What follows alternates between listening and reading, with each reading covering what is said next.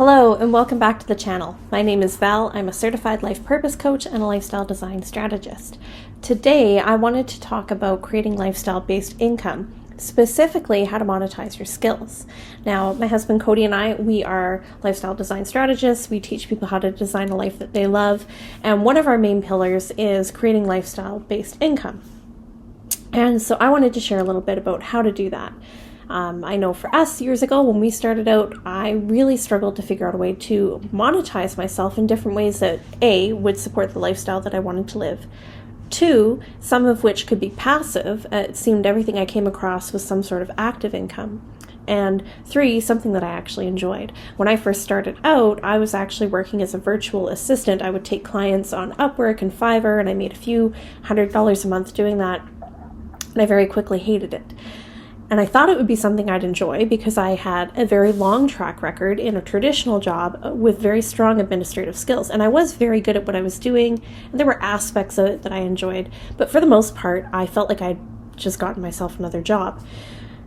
So if you're entrepreneurial spirited, like I am and like my husband is, you've probably tried a few different things, and maybe you're at a point where you almost feel like you want to give up. You just want to find your thing. Like, what is it that you can do, that you can monetize, that you're going to enjoy? Now, with our clients, we teach them to diversify and stack revenue streams, find different ways to monetize yourself. My husband and I personally, we have several different ways that we do this for us. But I'm going to give you some tips just to get you started. So number 1, you're going to want to make a list, a very long and exhaustive list, and don't give any thought as to whether or not you can monetize these things, because that's not the point of this exercise. But you're going to make a list of all of your passions, skills, talents, life experiences, any major life events, anything that you're naturally good at that people would come to you for. Think about things that you enjoyed doing as a child. Did you enjoy building with Lego or making sandcastles? Did you enjoy playing board games? Were you always the one getting everybody together for like a weekend sleepover? Like, what did you really enjoy as a kid? Think about any hobbies that you might have. You can think about, what would you love to be doing right now if you had time and money to do it? What are different passions and interests and hobbies that you'd like to be doing now? Write all of them down, as many as you can think of. The purpose of doing this exercise is then you're going to go back through that list and you're going to start looking for patterns, trends, commonalities. So, for example, for me, when I did this exercise, there were 3 things that stood out. I am a leader and a community builder. So I used to love getting people together. I can remember being in elementary in grade 5, going and standing up at the front of every classroom in my school and saying, at recess and at lunch, I'm going to be standing on this hill at this place in the playground, and anybody who wants to come play, who maybe doesn't have friends or whatever the case is, maybe they're a misfit, maybe they didn't feel like they fit in, maybe they were picked on, I would say, come and see me at this hill. I'll be here. Everybody and anybody's welcome, and we're going to play together. And there's going to be no bullying and no picking on each other. Everybody's welcome. And every day there would be like 15 to 20 kids that would show up on this hill, and we would all play like Red Rover and tag and all kinds of different games together. And it was great because I was able to create this safe space for everybody to come to and just be themselves and have fun. And I can think of a lot of examples like that. I'm also a connector and a good communicator, and I'm known for being the person that people can come to and vent and ask for advice and act as a sounding board, and I provide a safe space for people to speak and work their way through things without judgment and without always butting in and leading them to a resolution that they themselves couldn't get to alone. I'm also creatively inclined, and I like to make things. I like to explore. I have very much a nomadic spirit to me. So there's different specific trends. I'm also very technologically and administratively talented, which is why I had originally gone into being a VA. But again, through trial and error, I figured out what my thing is, what I'm really good at, which is connecting people, leading people to higher ground, inspiring people, encouraging them and empowering them to live authentically, to find themselves, to live that truth, and to not be afraid to step out of their boxes. So look for your commonalities and your patterns. Are you a natural born leader? Are you really good with communication? Are you very creative? Are you administratively talented? Are you really good with tech? There's a lot of different things that you could do. I'm going to leave a couple resources in the description. One of them is a list of 52 online business ideas that you can start today, along with a viability chart, which is an exercise that you would run through your business ideas. I'm going to talk a little bit about this, but if you want to download a free copy of that, it's linked down below, just to kind of get your brainstorm, for you to help you brainstorm. And everything's already broken up into categories, so you can kind of take a look and see if anything pulls at you, if anything interests you. But there's 4 key questions that you're going to want to ask. You're going to probably find 2 to 5, 3 to 5 ideas that you really want to pursue. Maybe it's like photography, social media manager, copywriting, and I don't know, a virtual assistant. We'll just pick 3 random ones. So ask yourself, 1, how much do I enjoy this? If it's not something you enjoy, it's not something you're going to want to do. This is lifestyle design. We're not quitting our jobs to build businesses that feel like another job, right? We want to create lifestyle-based income. So do you enjoy it? How skilled are you at it? If you are lacking in the skills department, but it's something that you really enjoy, consider how easy would it be for me to learn this skill. For example, photography is an easy skill to learn. You can practice with friends and family.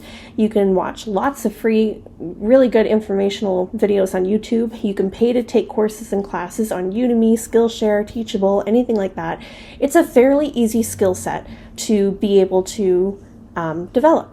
However, if you're looking at something like becoming a therapist, there's formal schooling that goes behind that. So consider your current skill level, where it's at, and whether or not you can bring it up to where it needs to be. 3, can you see yourself doing it for a really long time? Again, this is about lifestyle design. If it's not something that you can see yourself doing for the long term, it's probably not something you want to pursue. It's one of the biggest reasons why I never went into doing something like drop shipping. Or reselling on eBay or anything like that. It's because it wasn't something that I was passionate about. It's not something that I enjoyed. It didn't light a fire in me. But even if it made really good money, it's not something that I want to do on the long term. There's so many different ways that you can monetize yourself and make money online. So consider, is it something that you can do for the long term? Is it sustainable, and does it support the lifestyle that you want to live? And then 4, is there a demand for this? So whatever it is that you're considering doing, is there an actual demand for it? Because if not, you're going to be wasting your time doing it, because there's not going to be anybody there to buy it. There's not going to be anybody who wants it. And you can do a bit of market research if it's something very new. Obviously, we know there's people who want photography. They want photos taken. We know that there's people out there who need virtual assistants. We know that social media management and branding experts and stuff, these are all niches and professions that are needed.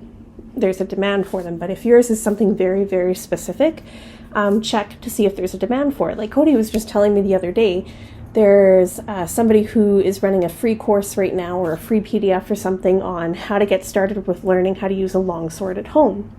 And I would assume that eventually this man's probably going to create a course to actually teach people the art of using a longsword. And I thought, well, that's a really niche thing. Is there even a demand for that? Is there even people who want to learn how to use a longsword? But yes, there are. Think of people who, live action role playing, LARPing, and just people who are into that kind of stuff, right? Like Cody signed up for it. Cody's a little nerdy like that, which I love about him. So it might be something that you don't think there's a demand for, and there is. So do a bit of market research around it. Okay, number 4, and this is the last thing I'm going to touch on, is you need to be clear on 3 things in order to really start digging into building a business and monetizing yourself. And that's 1, what problem are you solving?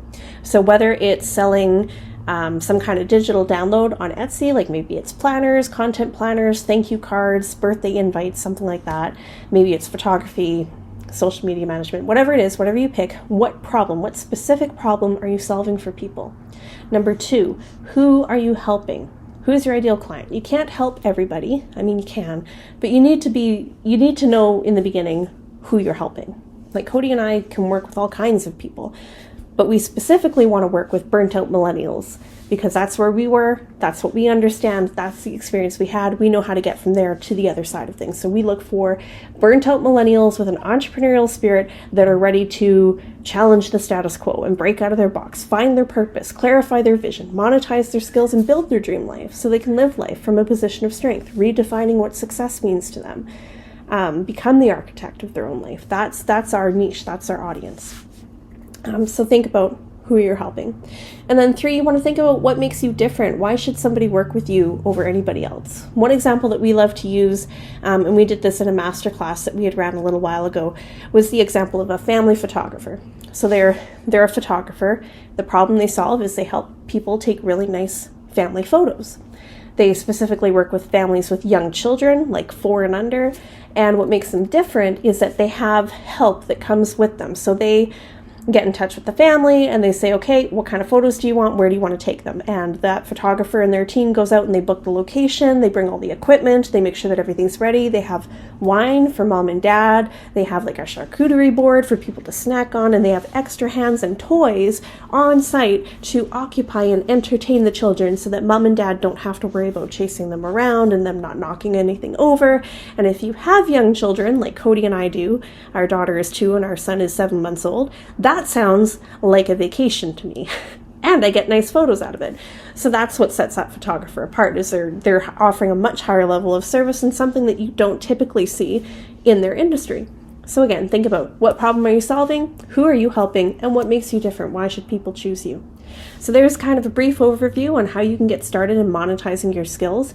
Cody and I run a free workshop every single month at the end of the month on how to do this. There's a workbook that goes with it. We do it live. You can come, you can ask questions. We workshop it with you. That's why we call it a workshop. It's interactive. And it's a really fun time, and I would love for you to come if this is something you're seriously looking at pursuing. I'll leave the link for that down below. You can register for the workshop, you can download your workbook, and you can get started on figuring out what skills you can monetize, how to monetize yourself, and how to start building a lifestyle-based income. If you like this video, please give it a thumbs up. Don't forget to subscribe if you haven't already, and I will see you in the next one. Bye.